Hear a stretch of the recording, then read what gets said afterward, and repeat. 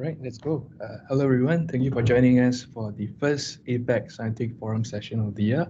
So today we've got quite a few agenda in place to cover. So we'll go through them here. So the first is on the Odyssey survey results. We want to thank the community for giving their input. So we'll share with you what all has come out from this survey and what will be our strategy forward based on these survey findings.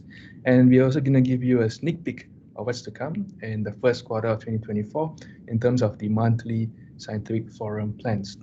And we've also got Chen and Ivan here today to give us updates on the APAC study updates. So this is the agenda for today. Let's begin with the survey results. So over here, we are showing a word cloud of all the text data that have been generated from the survey itself. We got response from 15 users here from this community. So I think a lot of you will be here in this call today. Thank you again for giving your time and giving your inputs. This is really valuable for us in taking these scientific forum sessions forward. So in the word cloud, you can see that there is data at the heart of it, which is essentially what we do in Odyssey, right? And there's also elements of federated population level analytics, Atlas. So these are all the hot keywords that appeared. And this is why it's showing up big in the word cloud in terms of frequencies. And in the external layer, you can see there are other texts that have been coming out as well. For example, prediction, CDM, DQD. So these are all terms that we've generated. But we can see that, it's again what we expect from Odyssey's approach, right? Data, federated approach, population level, individual level analytics. So what we've done is based on the survey areas, we've actually looked at the segments individually, and we're going to show with you what are the areas that require more attention or focus this year. So first is at uniform data representation.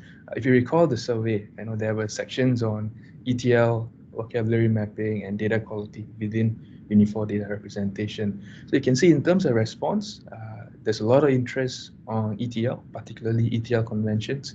Usagi showed up a lot in terms of how to use Usagi for vocabulary mapping.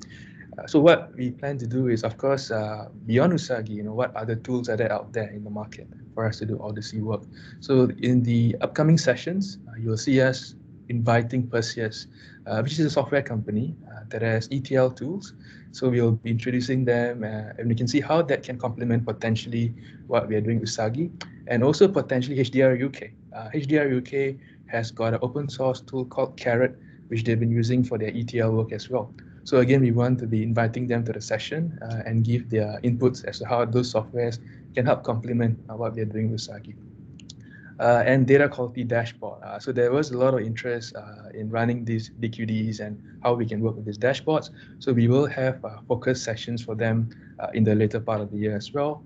Extension models. I think, again, one of the agenda is to bring in more of the working groups and give the exposure to the wider community. So you'll see us inviting the oncology working group, the medical imaging, and the NLP components in to give you more perspectives of what more we can do in Odyssey. All right, you can go to the next slide. Next up is data analytics. So you can see that there were 4 areas that we asked surveys on: operations, characterization, estimation, prediction. So you can see the trend is more or less there. Prediction is having a lot of interest, and probably because of the interest towards AI. More importantly, what we saw was the initiation of network studies.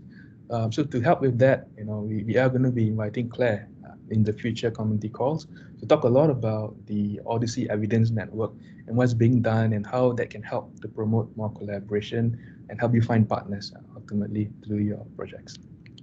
There was also components on sharing outputs, how they use GitHub or SharePoint to work on them.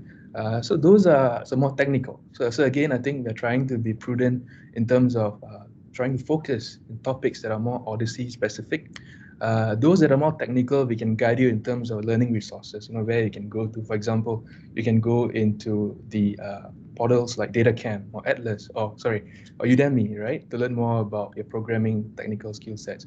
So we will guide you accordingly, based on what your needs are. There were also trends in terms of running R packages. You can see that was common across all these teams, followed by using Atlas and then developing R packages. So I guess majority of the community is trying to work with the existing packages and running them and need some help there.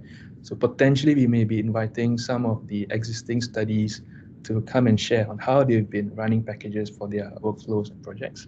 And of course, with the Atlas workstream, and eventually more towards developing more complementary R packages. We had some insights on Python and using Perl. So again, there's some interest in starting develop packages that are Python compatible or Perl compatible. So again, these are future areas where we can look into in terms of software development. Right, we can move on to the learning topics. So these were some of the more general themes we saw. For example, I think we have new people who are on board Odyssey trying to learn about what is characterization, estimation. So the book of Odyssey will be a good starting point. You can see that there are multiple versions of it. We got the English version, the Korean version, and the Chinese version. And if you are more of a paperback person, you've got it in Amazon, right? You can actually go on to buy this book. It's US $13, so it can be delivered to you as well. So this will help you get started, especially people who are new to Odyssey. Right. Next up was about the workflows and how do you work with Odyssey tools, right? Like Athena, Usagi, Atlas. So I think the Odyssey YouTube channel will be a good starting point for a lot of us, including myself. That was a good point to begin looking at the tutorials on ETLs and get us going up to speed. Another one will be Eden Academy. We've got some nicely curated content by our own folks like Claire and Res, who've put up materials there that can help you to be up to speed as well. And I think I talked about the functional competencies in terms of writing R, working on PostgreSQL, ETL. So those are more technical in nature.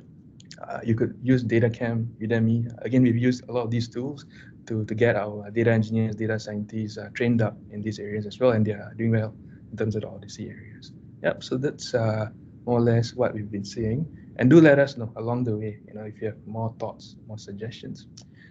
So this is the plan for the first quarter. So today we are in the first session. We're going to be starting off the year with the APAC study updates provided by Chan and Ivan. Next up, in March, we have invited Perseus to give us an introduction and demo of their ETL tool. They're actually a company, a software company. And then in April, we'll talk about genomic data mapping. Towards the end of last year, we had Anna who kindly came in and started giving us inputs on how we can develop non-standard OMOP terms and how can we integrate it into the vocabulary. So in particular, in Singapore, we've been working on the genomic data standards, and we've been working with the Odyssey working group, the oncology working group, in trying to unify our approach as well. So we'll share what all is happening in the genomic data space, which again, there's interest, I believe, from Chan and the rest in terms of genomic studies too. All right, so we will give the baton over to Chan, I believe, as the next speaker. Yeah, before we, hand it over to Chan, Mukesh, I think maybe we might not, it's not always a great idea to always undermine the efforts we put in, right? So, Mukesh, myself, and Cindy, based on the responses that you guys gave us, we get together on a regular basis to look through the free text responses to come up with topics, actual, real, concrete topics for future presentations, as well as, like sometimes the responses aren't always clear, right? So we sit together, we think about, okay, why would this person say such a comment? Why would this person leave such a comment? And things like that, guys, right? So I guess one thing I do really think that we should be emphasizing is I would like to give Mukesh and Cindy a round of applause for their efforts in coordinating the scientific forum. So thank you, Mukesh and Cindy. And I trust you in 2000. I trusted you in 2023. I hope I look forward to working with you guys again in 2024 as well. Thanks, guys. All right, I'll shut up now. Mukesh, over to you if you have any comments that you want to add to that. Yeah. I mean, not forgetting, Song. Song has been pivotal in getting us together. And I think this whole initiative of the APAC Scientific Forum started a year ago with all of us coming together and wanting to benefit the community. So we are doing this for the community. So let us help you, and give us all the support you have. Yeah. Cool. Right. Chan, I think, sorry to steal your thunder. Your stage time now. Thank you. Thank you again. So, yeah, this is the brief update of the chapter study, and then most work is done by Han in my lab. So, as you know, COVID-19 was declared as a pandemic by the WHO on March 11th, and until 2023, more than 700 million patients were reported to have COVID-19. And against COVID-19, governments all over the world introduced unprecedented restrictions. It includes contact tracing, emergency declaration, face mask, social distancing, travel restrictions, and vaccinations. So by the impact of COVID-19, many non-COVID-19 visitors' utilization were affected.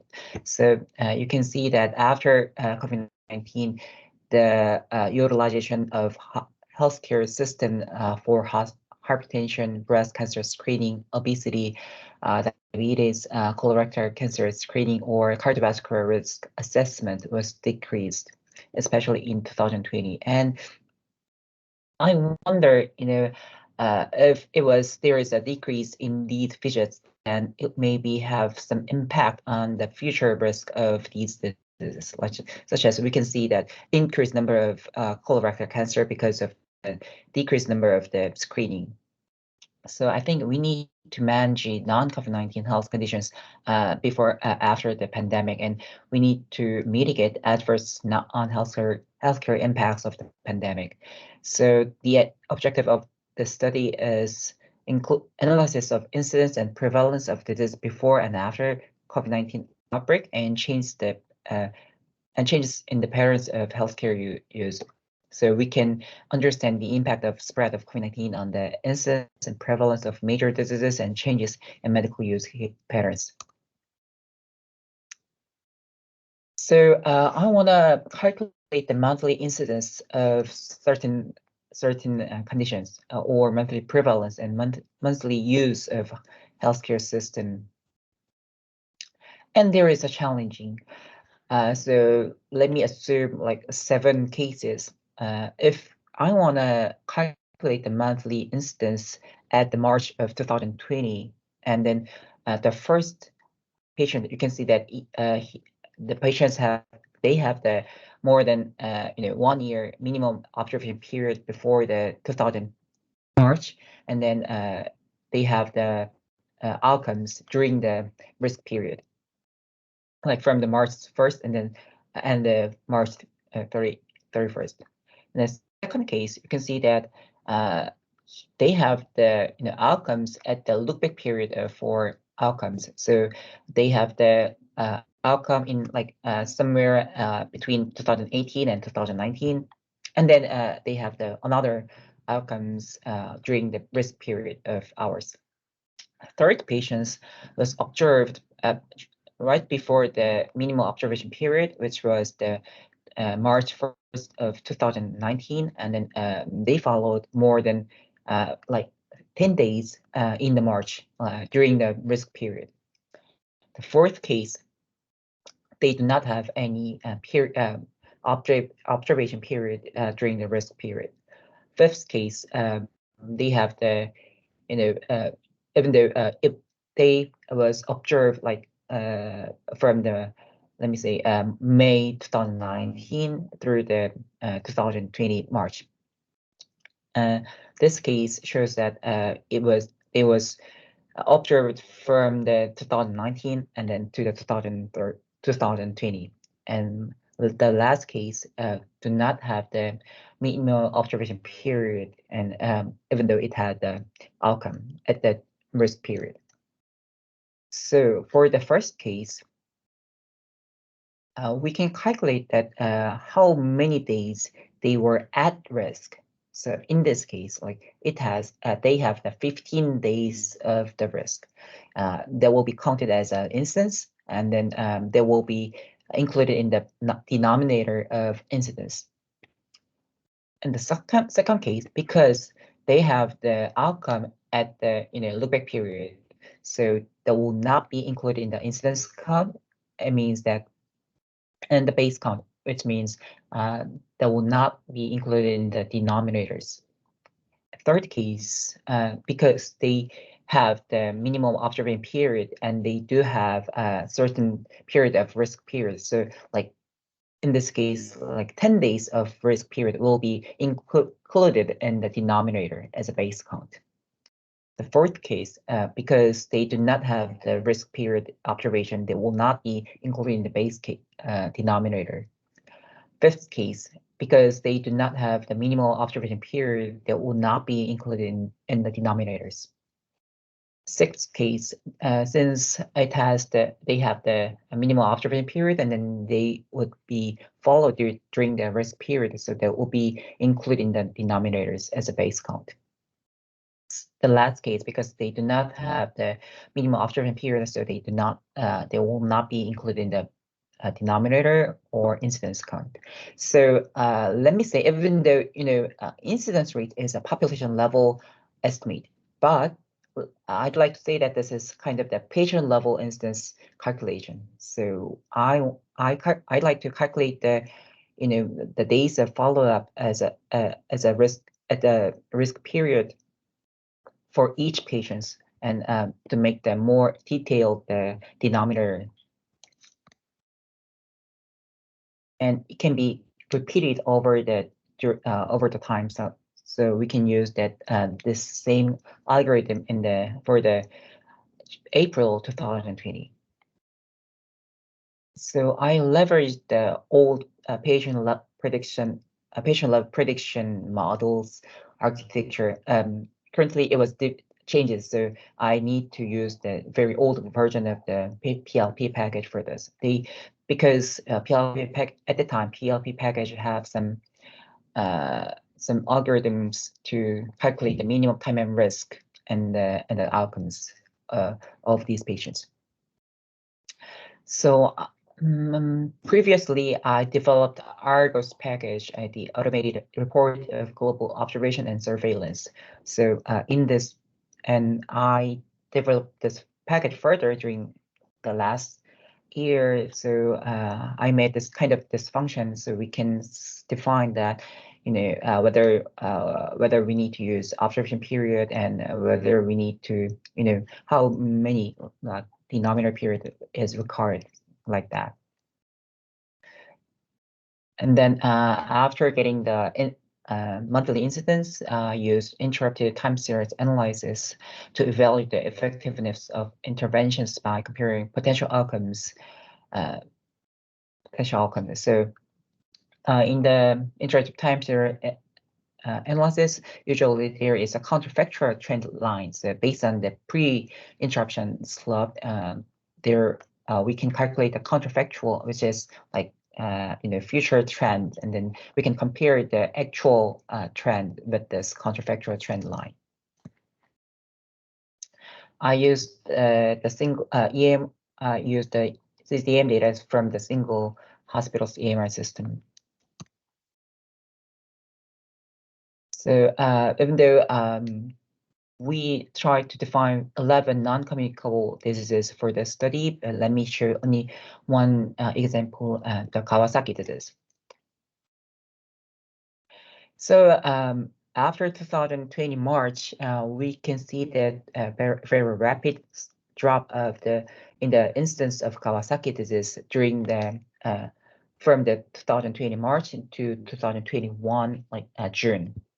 There is very rapid slope decline, because Kawasaki disease is a kind of autoimmune disease, and it was related with the systemic infection in pediatric patients. So it makes sense that because during the pandemic during the lockdown, overall infections among the children was decreased a lot. So it makes sense that Kawasaki disease, the incidence of Kawasaki disease was decreased during the pandemic.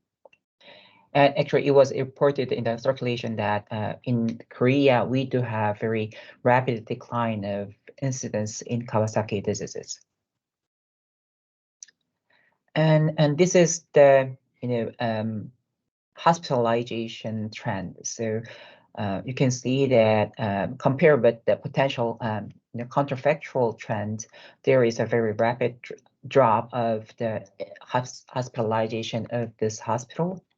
It was the March of 2020, and there is the deepest, deeper deep at the during like June or August. This is the happens because of the strike of medical doctors. So the ㍍Results said that we had the medical doctor strike during July and August of 2020 because of some government announcement against the doctors. So actually, this strike affected more than COVID-19 itself for the hospitalization pattern.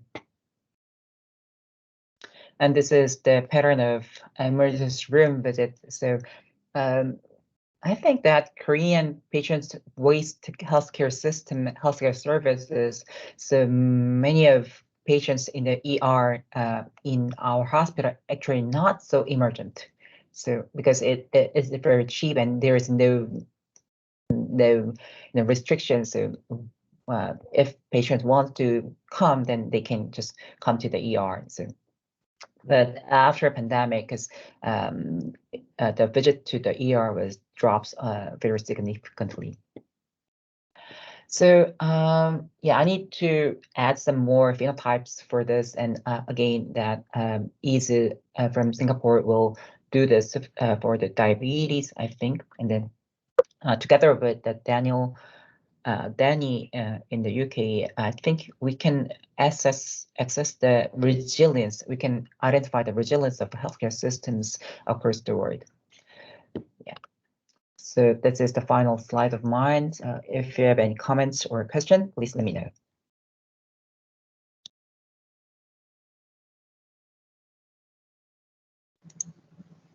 Thanks, Chen. I actually have a question. So, Yizu from Singapore, yeah, like if I recall correctly, there was Yizu contributing to the type 2 diabetes, and there was also Eri from Japan who was contributing for if hematological diseases for your study, right? If I remember, it was one of the outcomes. So maybe I don't think Eri is in the call with us today, but maybe it would be nice if you can reach out to her as well to get some input, or like, I don't think she contributed. I don't recall Eri contributing data, but I think it was more of from a clinical perspective, but I might be wrong.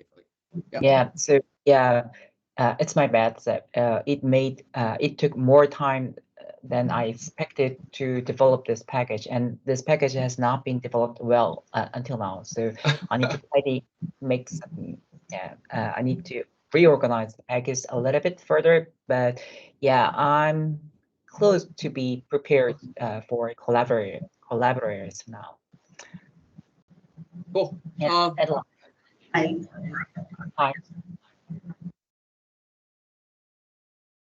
Yeah, Adelaide, please. Thank you. Oh, sorry. Hi, Chan. Thank you. It's Nicole here. Yeah. Here. Really nice presentation. Thank you. It's exciting to see the results coming out. Just in your last slide, you talked about resilience. Can you talk a little bit about what you're trying to show there and how you're trying to measure it? I think it's a really great idea, but perhaps just a bit more explanation about what you might do with that information. Yeah, so I imagine that, we can compare the overall incidence of COVID-19 across the world, and then we can compare the overall healthcare utilization or hospitalization number across the world, and then we can compare the very important care such as the myocardial infarction and stroke. So if let me say, if I think that if in Korea the MI the cases of MI or stroke is decreased at 2020, and how much, like we can compare how much the deep of this incidence across the world, and then we can compare with the overall hospitalization or overall healthcare system utilization. And strikingly, our system was affected more due to the strike of the medical doctors than COVID-19 itself. It was very striking for me. Yeah. And all of can be kind of the resilience. And then, I believe that there will be some, rebound of this due to the decrease of the hospital visit. Like if there is less new onset hypertension, then after 1 or 2 years, there will be more hypertension. The incidence of hypertension should be increased because of the rebound.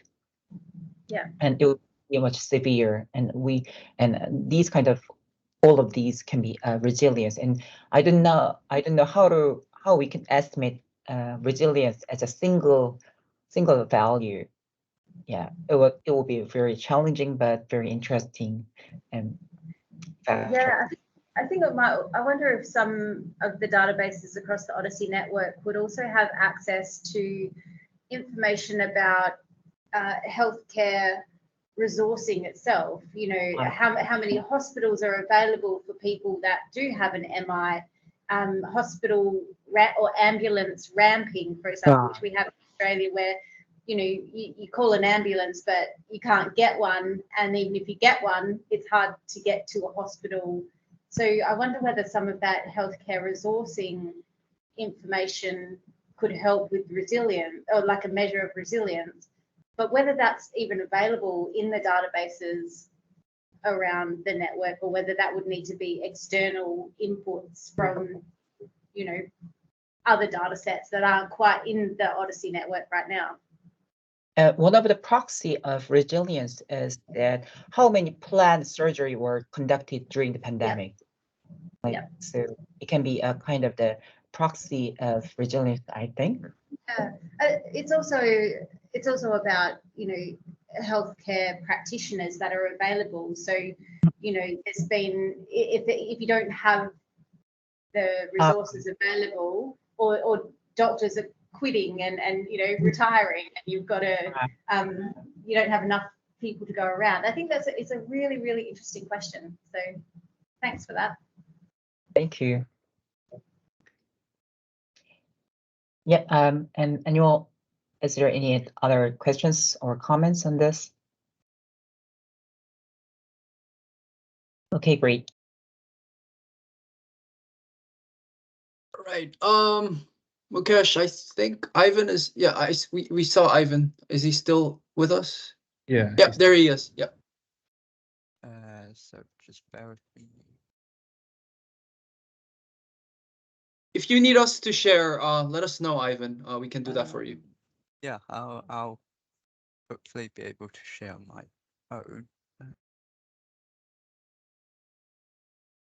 you guys see my screen?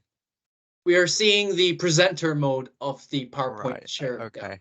let's change that. Just one moment.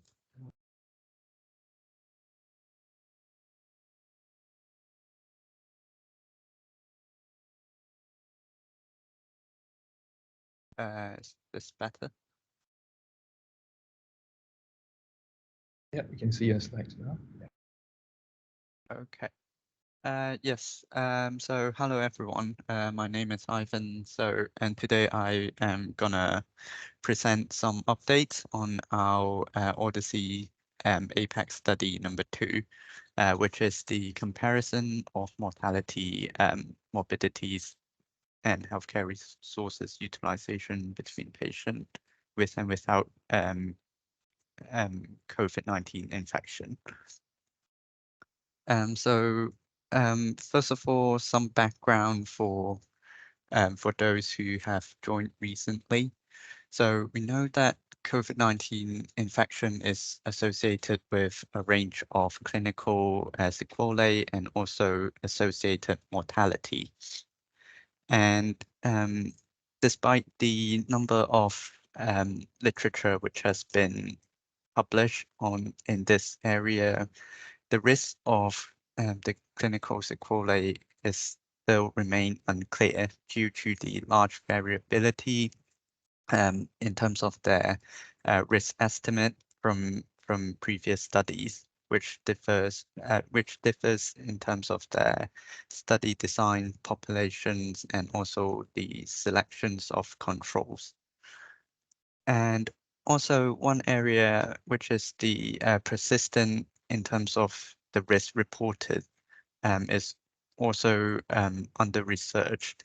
So the aim of this study is to evaluate the risk of clinical sequelae following COVID-19 in the short, medium, and long term using multinational healthcare databases.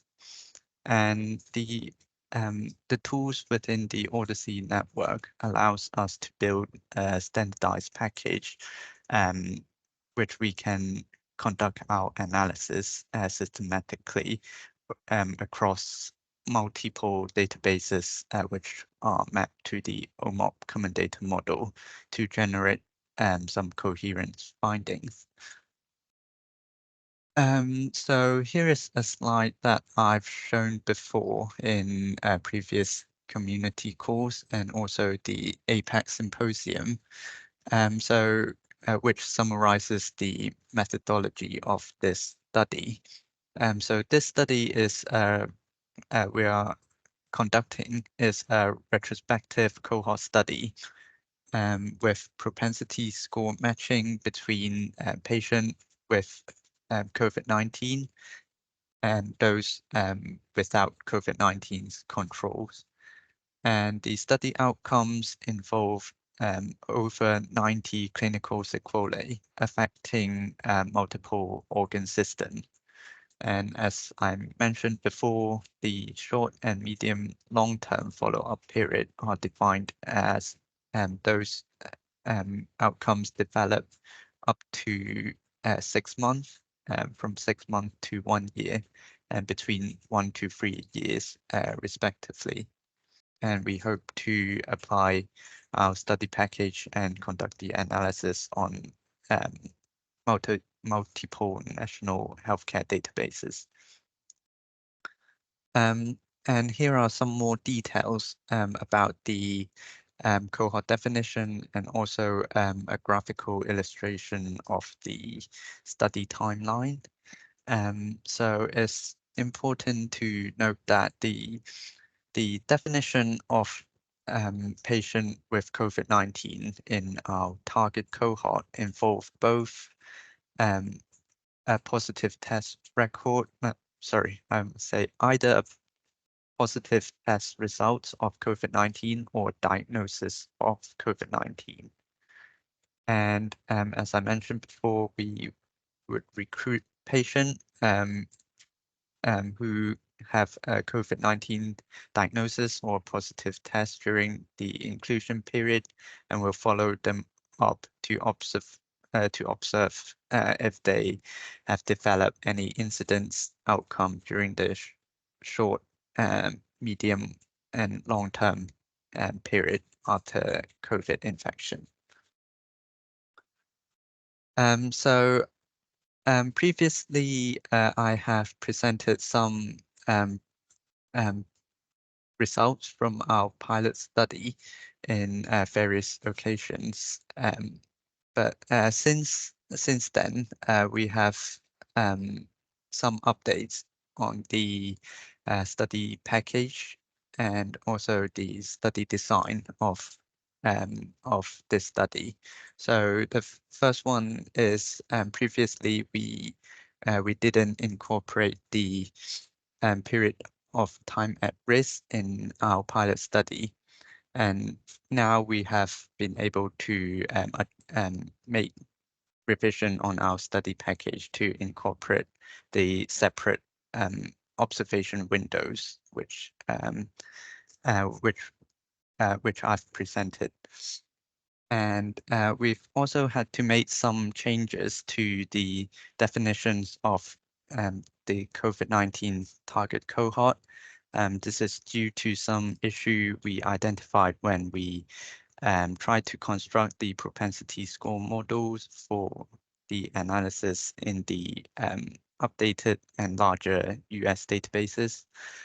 So we have included further more concepts and values as concept, which are shown in the white boxes here. Not sure if you can see that, but yeah, we have made some changes on that to allow due to some issue with encountered in the analysis. And so far we have obtained results from 4 of the databases, which include 3 databases from the Europe and the UK database. And we've also conducted meta-analysis using the available Odyssey package to pull our results from individual databases. Okay. And here are some results on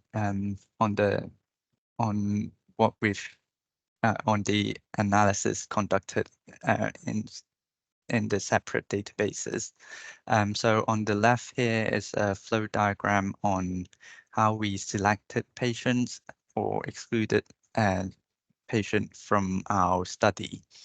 And so we start from the top here. After we've defined our cohort of patient with and without COVID-19 as the target and comparator cohort, we excluded patient with a history of outcome of interest and those with less than 1 day at risk.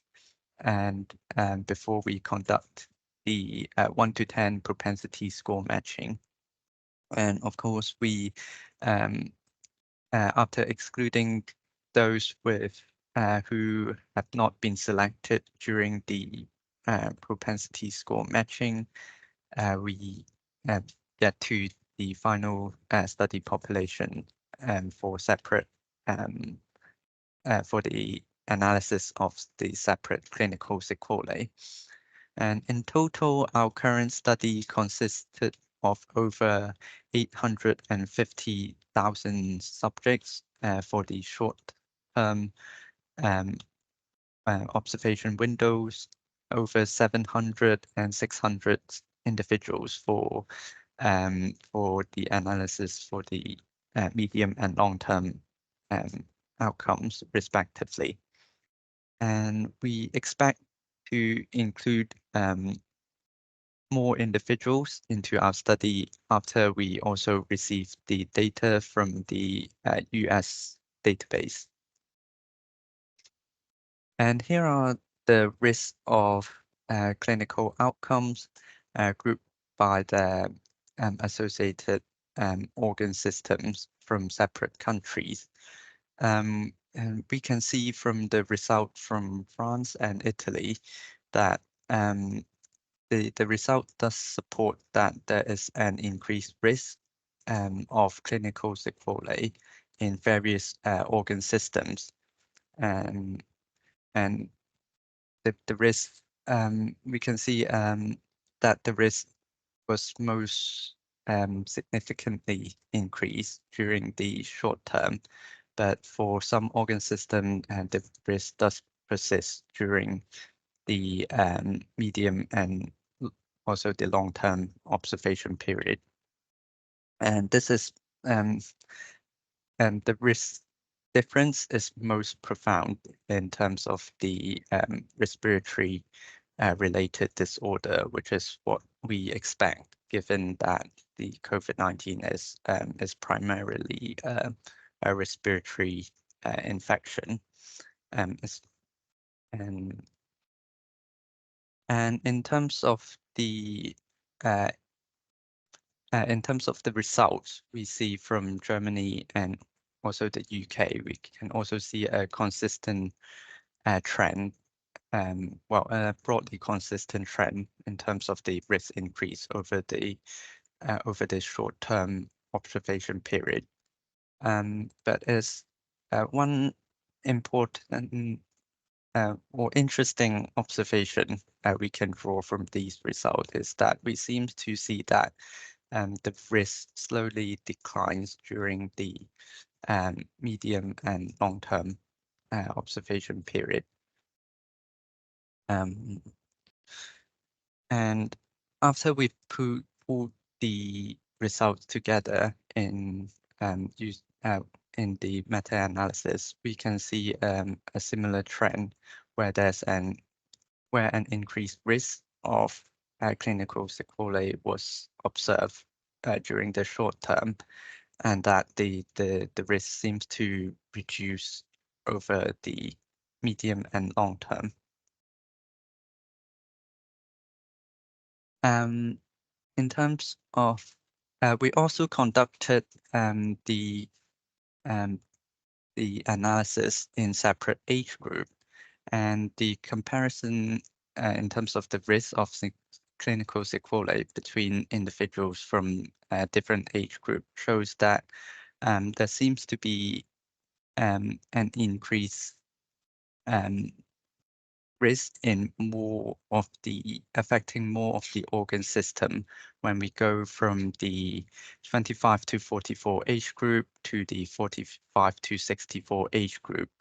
They are mainly observed over during the increased risks were mainly observed during the short-term observation windows. And in terms of the risk between for individuals aged between 45 and 64, and those over 65, they seems to remain comparable. And we also conducted subgroup analysis by sex. The risks observed between male and female are largely comparable in this subgroup analysis.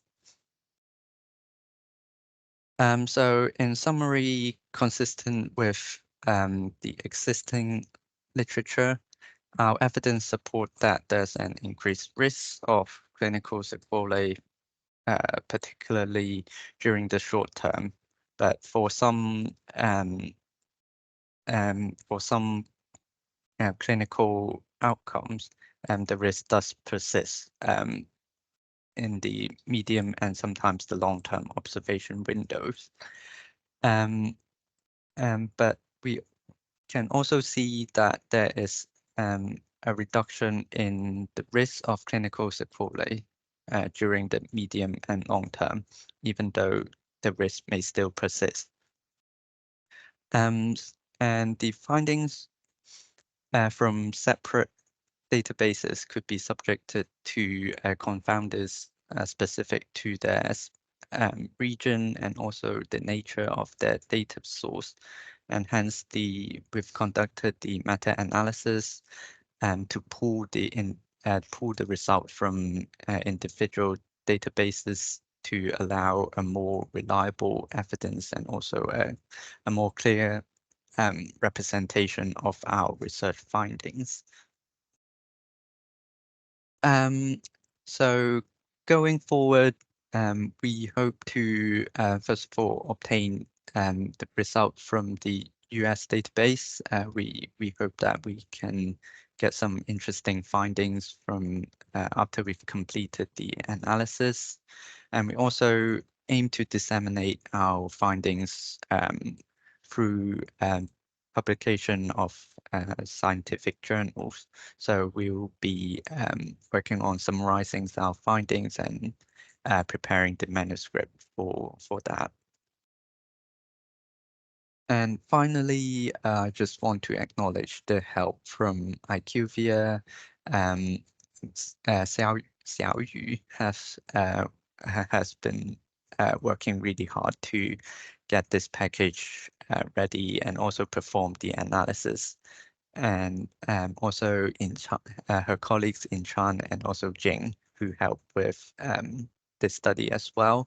And also my colleague Chai Yi, who also provided a lot of technical support and and just support in general for this study. So this is the end of my presentation. I thank you very much for listening, and I welcome any questions or comments from the audience. Thank you. Hi, Ivan. As I'm the Hello, only sir. person with the hand up, I'll just go ahead and speak. So, Oh, Ivan, okay. it looks like you're almost wrapping up your study now. But then from Yeah. from the rest of the community perspective, right? Would you Mhm. be open to getting new data partners on board, or are you just trying to wrap up with what you currently have and go right ahead with the publication? Well, definitely is an interesting prospect to have more data partners on board. I know, yeah, because actually we are still we're not finalized in terms of who we will what what data we'll include in our study. We're still the main reason why we haven't been sharing the package and inviting people to join is because the before we have actually encountered some issue with our previous package when we try to run our package in the US database, and so we've been holding back in terms of to share our package and invite people until we've made sure that that particular issue which we've encountered before has been resolved in the new package before we invite other people to join.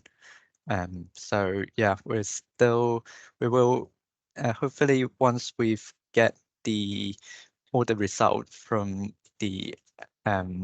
all the database we acquired from IQVIA, then we will be more confident that we can share the package which we currently have to the community and see if anyone might be interested in joining. Sure. So if you need help promoting your study in one of our future scientific forums, please let us know. Mukesh and I are always here, and Cindy, right? We are always here to help out in finding other get people connected to your study. So yeah, thanks for that update, Ivan. I'll hand over the floor to anybody else in case they have questions. If not, over to you, Mukesh. I'll let you close off the call. Thanks, Song. Yeah, I mean, good to see the updates, right? I mean, right at the beginning of the year, we've got 2 great studies shaping up quite well. We have to see more shaping up this year ahead. And yeah, like what Song said, let us know how we can help you to facilitate further your collaborations. Yeah, definitely. Thanks. If there are no other questions, we can wrap up the call for today, and we'll follow up, in the next community call, which will be in about 2 weeks' time. Yeah, so. Yep, correct. So I recognize some of you might be on Lunar New Year holidays, right? The Chinese holidays are typically longer than Korea. So for Korea, it will be, we'll be there. I'm pretty sure. Hopefully, the majority of the Koreans I see in the call today will be at the community call. But I will consider that some of the Chinese people might not be there. So yeah, see you in 2 weeks' time, guys. Happy New Year, guys. I almost forgot. Bye. Happy New Year, everyone. Bye-bye, everyone. Thank you.